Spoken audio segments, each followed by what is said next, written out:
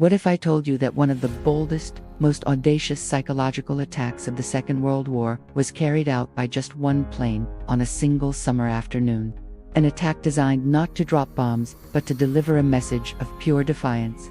This is the incredible, almost unbelievable story of Operation Symbol, a mission so daring it feels like it was ripped straight from a Hollywood script. It involves two men, one heavily armed aircraft, and a flight straight into the heart of occupied Paris. Welcome back to the deep dive. It's June 12, 1942, at an RAF base in southern England. Flight Lieutenant Alfred, better known as Ken Gatward, runs through the final checks on his Bristol Beaufighter. This isn't just any aircraft. It's a beast, a twin-engine heavy fighter nicknamed the Whispering Death by the Japanese for its quiet approach and lethal firepower. Behind him, his navigator, Sergeant Gilbert George Fern, is hunched over his charts, triple-checking every route, every landmark. Their orders, handed down from the very top of the Special Operations Executive, are as clear as they are terrifying, and frankly, borderline suicidal. They are to fly into Paris, in broad daylight. Their targets are two of the most symbolic locations in the entire city, the iconic Arc de Triomphe and the German Kriegsmarine Headquarters, the naval command, situated right on the prestigious Champs-Élysées. But their primary weapon, the one that makes this mission so unique, isn't the Beaufighter's formidable cannons or its bomb-carrying capacity. It's something far more powerful in the long game of war. It's the French flag.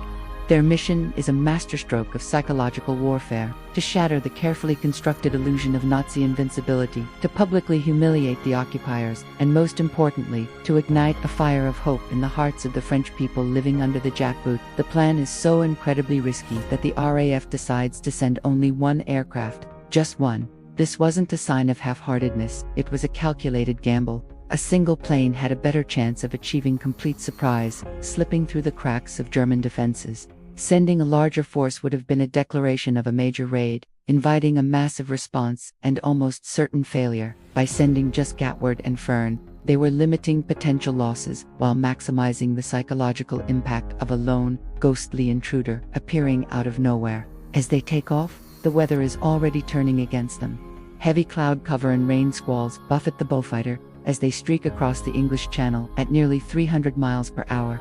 4 pilots flying at treetop level. Bad weather isn't just an inconvenience, it's a deadly hazard. But turning back is not an option. The mission is on. As they cross the French coastline, the grim reality of their task truly sets in. They are now deep inside enemy territory, the German anti-aircraft defenses in occupied France. The dreaded flak are legendary, a dense network of guns ready to tear anything from the sky. Gatward and Fern's only protection is the thin aluminum skin of their aircraft and their own skill. To avoid radar and visual detection, Gatward drops the Beaufighter down, hugging the terrain, so low they are practically skimming the rooftops of the villages and towns of northern France. They weave through valleys and past church steeples, a metal specter hurtling towards the capital. The tension in the cockpit is palpable. Every second is a gamble. A loud bang echoes through the cockpit. A bird has struck the starboard engine. For a heart-stopping moment, disaster looms. An engine failure this deep in enemy territory would be a death sentence. But the robust Bristol Hercules engine, a marvel of wartime engineering, sputters but holds. It continues to roar, damaged but defiant. They press on. Suddenly, they are no longer over the French countryside. The sprawling metropolis of Paris erupts before them. The Eiffel Tower, a silent, captive giant, flashes past their wingtip. The city is alive below them, but under a sinister calm. Gatward pushes the stick forward, dropping the Beaufighter even lower, down to almost street level. The noise of their powerful engines would have been deafening, a terrifying roar that sent Parisians diving for cover, wondering what on earth was happening. Then, through the windscreen, they see it. Their first target, the Arc de Triomphe, a grand monument to French military glory, now a backdrop for Nazi victory parades.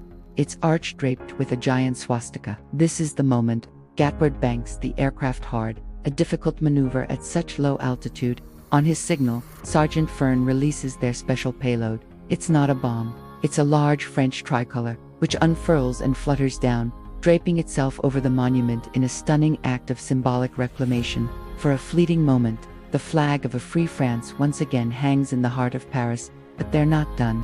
They dive into the Grand Canyon of the Champs-Élysées, the world's most famous avenue. But there's a problem. The intelligence had suggested a daily German military parade would be taking place at this time, but the street is empty of soldiers, just Parisians, going about their day under occupation, now staring up in disbelief.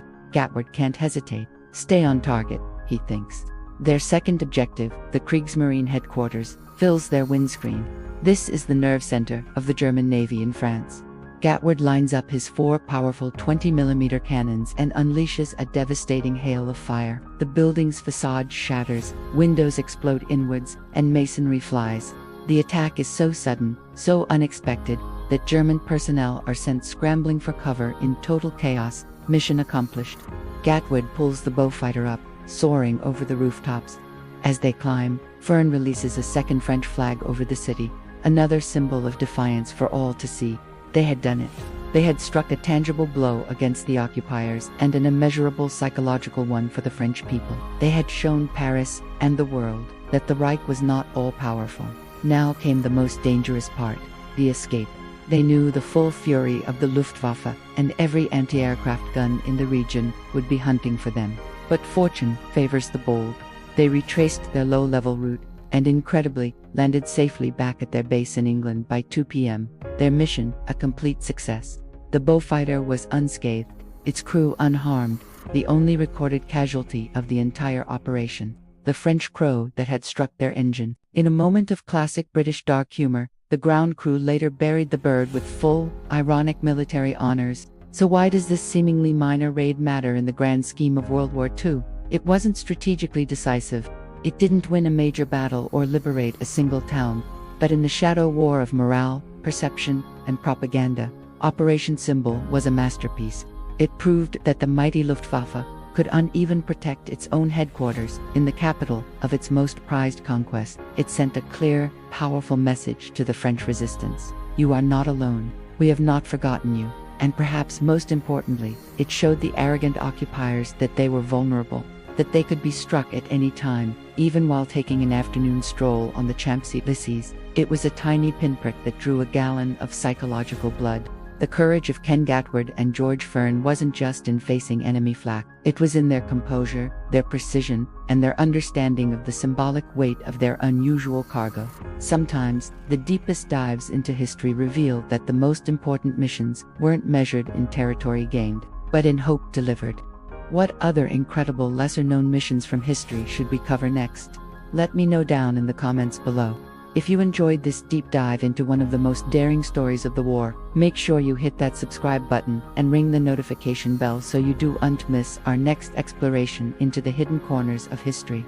Thanks for watching.